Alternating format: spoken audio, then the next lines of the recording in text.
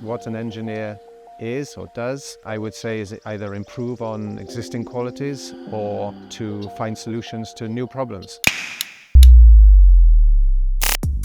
The themes throughout the BEng electrical and electronic engineering, we've got electrical principles underpinning the power theme, communications, even Internet of Things, which is an area that is growing, of course, and embedded systems.